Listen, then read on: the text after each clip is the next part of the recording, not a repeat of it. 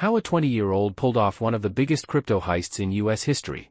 At just 20 years old, Malone Lamb went from complete anonymity to global infamy, almost overnight. He wasn't a tech billionaire. He wasn't a hedge fund prodigy.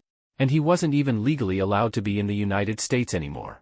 Yet prosecutors say this young man was at the center of one of the largest cryptocurrency thefts ever committed against a single individual in U.S. history, a staggering $230 million gone in a matter of hours. Luxury cars, nightclubs, designer watches, waterfront mansions. For a brief moment, Lamb lived like money had no meaning at all. So how did someone this young, with no job, no permanent address, and no legal status in the U.S. pull off a crime of this scale? To understand that, we have to rewind. Malone Lamb arrived in the United States in October 2023 under the Visa Waiver Program. On paper, it was simple. No visa required. Maximum stay, 90 days. Strictly for tourism. But the calendar kept moving, and Lamb didn't leave. More than a year later, court documents revealed that he had no permanent residence. No employment. No legal immigration status. In other words, he was overstaying, quietly, invisibly, while moving between Los Angeles and Miami, two cities synonymous with luxury and excess. And that's where the story takes a darker turn. This was not a random scam.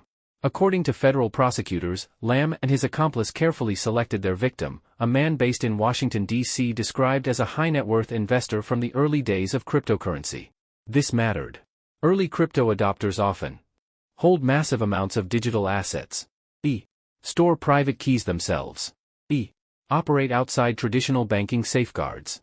To scammers, that combination is irresistible. But cracking a wallet holding thousands of Bitcoin doesn't require brute force. It requires trust. Prosecutors called the scheme sophisticated social engineering. That sounds technical, but it's actually psychological. Social engineering isn't about hacking systems. It's about hacking people. The plan unfolded in stages. In the week leading up to August 18, the victim began receiving alarming notifications. Alerts warning of unauthorized Google account access. Login attempts appearing to originate overseas. Behind the scenes, proxies and VPNs were used to make everything look real.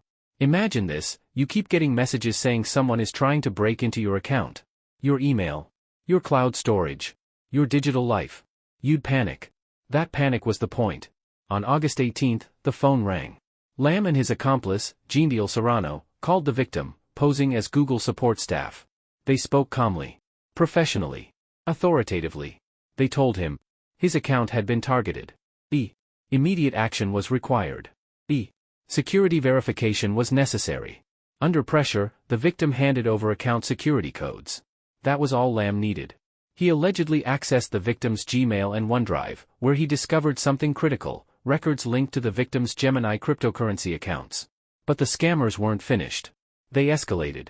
Shortly after, the victim received another call.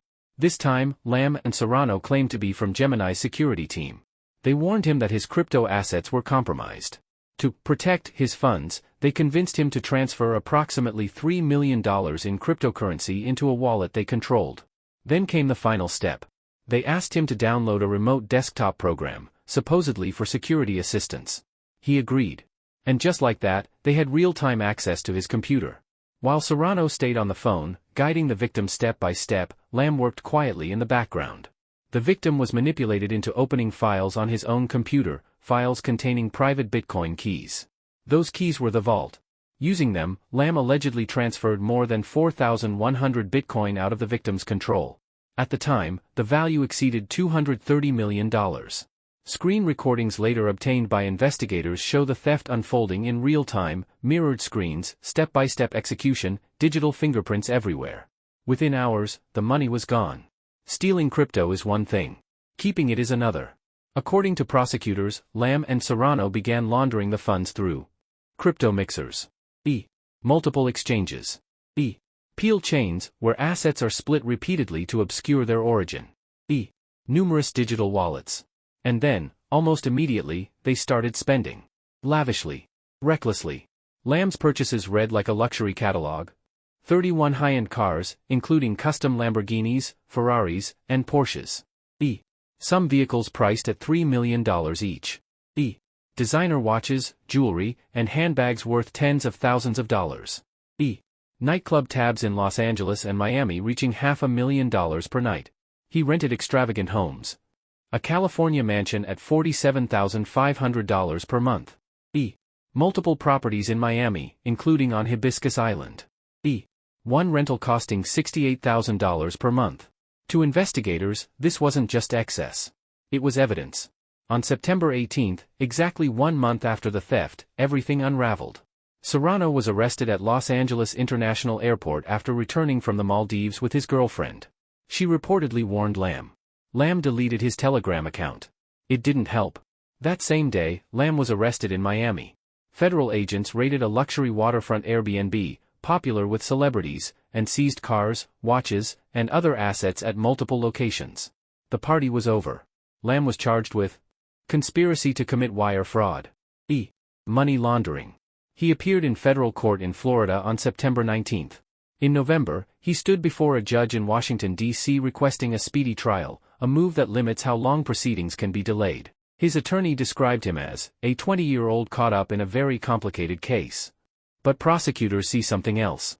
A carefully executed, multi-layered fraud, supported by digital evidence, recordings, and financial trails.